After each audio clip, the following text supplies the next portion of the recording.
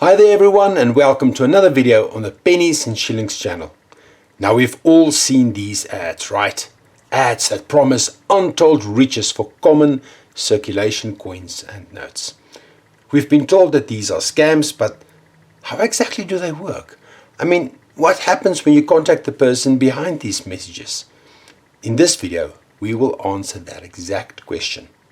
The first step, however, is to get hooked up with a throwaway SIM card and create a fake identity.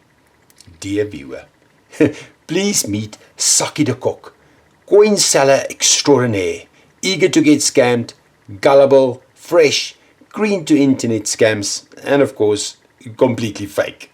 SACCG's picture is AI generated, as is his address of 17 Whispering Pines, Storybook Lane, Dreamville.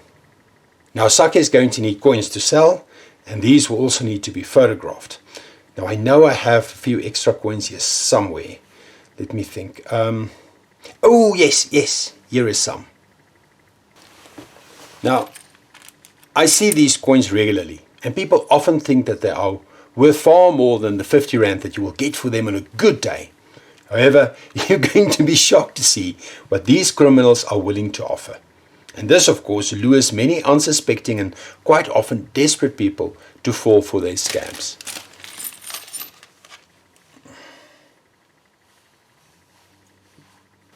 Okay, so what do we have here? We've got 3 pennies, all King George V's. This is a 1927. It's maybe a fine condition. Here's a 1930, also around a fine.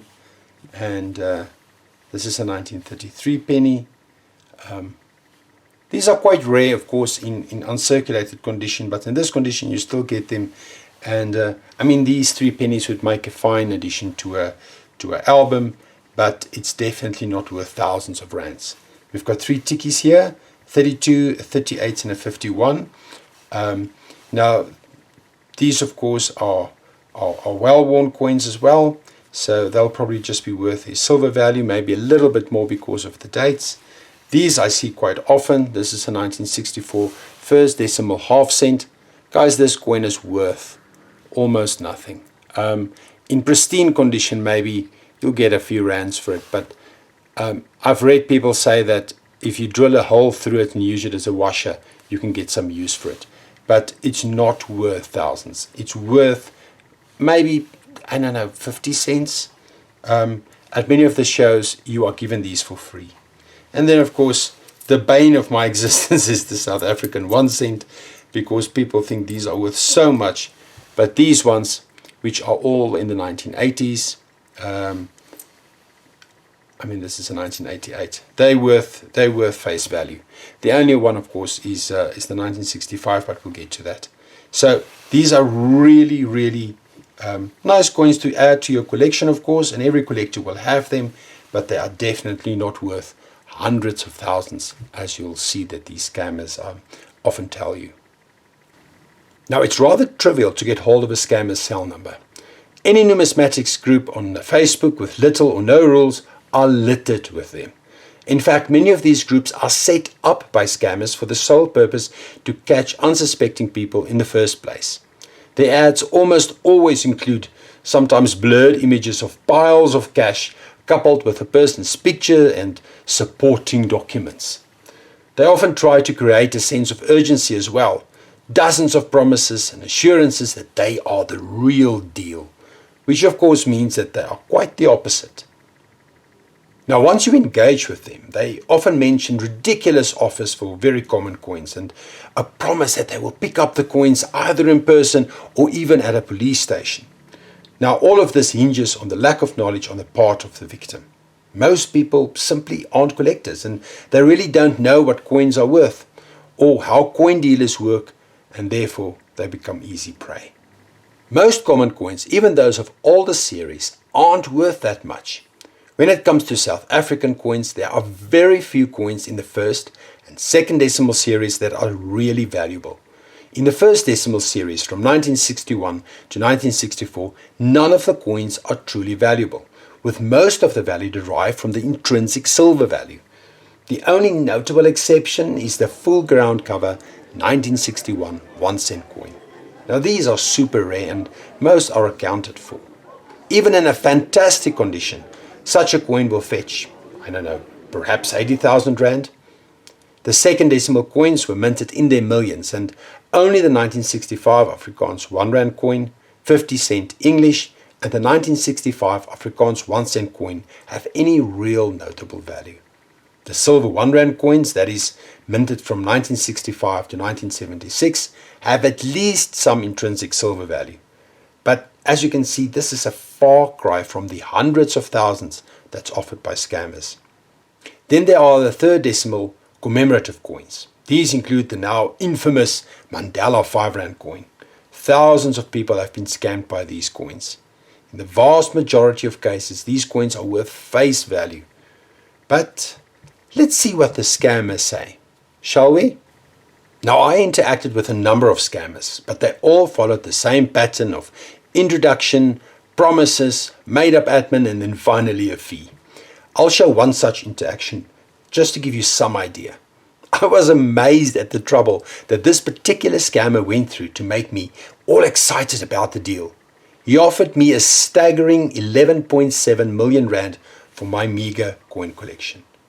To put that into perspective, the most expensive coin that I could find on heritage auctions is the unique ZIR 1897 gold 6-pence patent piece that sold for $329,000 in 2015. That's just north of 3.2 million rand at the historic exchange rate. The ZIR gold 6-pence is a unique coin, and not even that comes close to apparently what this collection is worth. He then asked me if the money should be paid via bank transfer or cash. I, of course, opted for cash, It's always handy to have some cash at home to buy bread and milk with. I was going to need a very large couch to store my money in. He then started to show me examples of his, shall we call it, not so lucky clients. This was both funny and scary to watch. I cannot help but wonder what the real stories behind these videos are. Are these all the proceeds of crime? Most probably. Next, of course, he wanted a photo of our beloved Sakkie, so I gladly obliged. He did the same, of course. I don't know who this individual is, but Hendrik Andries Mulder, which is a very Afrikaans-sounding surname, clearly had no idea how to even acknowledge Afrikaans when I switched languages. He also included a video reassuring me of his honesty. Let's have a look. Good day, my friend. I'm not a scam. I'm for real. And if you're interested, we can talk more business later on as well. Okay? Next, he showed me a bunch of pictures of vehicles as if 11.7 million was not enough. They used this as further bait to ask for transport and release fees when they deliver the so-called car. Finally, we come to the scamming part, where a certificate of ownership is required, with the associated 500 rand fee, of course. A Capitec bank account is given, and I'm urged to pay as quickly as possible. At this point, I started to stall a bit, telling the scammer that I'm unsure and I feel a bit unsafe. And of course, he immediately tried to convince me of his sincerity.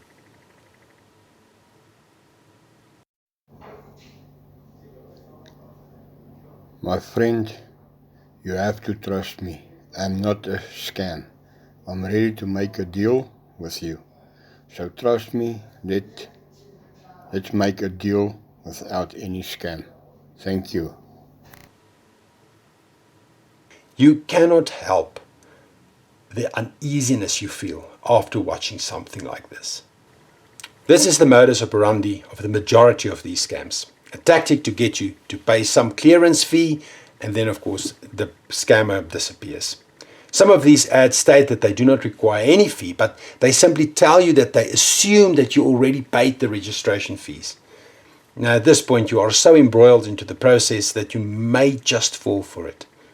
Sadly, dealers and buyers are also targeted with more elaborate scams. The risk is high for the buyer, especially when dealing with an unknown seller. you have no guarantees that the seller will honor the sale and ship the items once paid. They may not even own the items either. In one such instance, a legitimate dealer was initially lured into trusting the scammer through a few successful but low-value trades. The scammer was very accommodating at first, even agreeing to ship the items before receiving payment. The items arrived exactly as promised, well packaged and delivered in record time. After two such successful transactions, the dealer was ultimately scammed in a very large deal involving several thousands of rands. Another tactic involves acting as a middleman between two different platforms, advertising an item on one while bidding for it on another. For example, Bob Shop and Facebook. The aim is to pocket the difference if there's a profit to be made. If the plan fails, the person usually comes up with some elaborate excuse. While this might not be a complete scam, it's certainly very dishonest. Meeting in person, especially when paying in cash, may actually seem like a good idea. However, there have been instances where the seller is involved in a staged robbery as part of the scheme. If you have to meet, make sure that it's in a public place and never at your home. Now, when buying from Facebook, always do a little bit of research on the buyer or the seller. Check for top contributor status, history on the group, the person's profile, and ask around for references. Rather steer away if you're uncertain. If you do get scammed, it is important to open a case at the SAPS, which of course will give the bank the authority to close the scammer's account. Opening an account is difficult, so you'll be doing everyone a favor. Well, that's it for this video. Guys, please be safe out there. Keep well and happy collecting.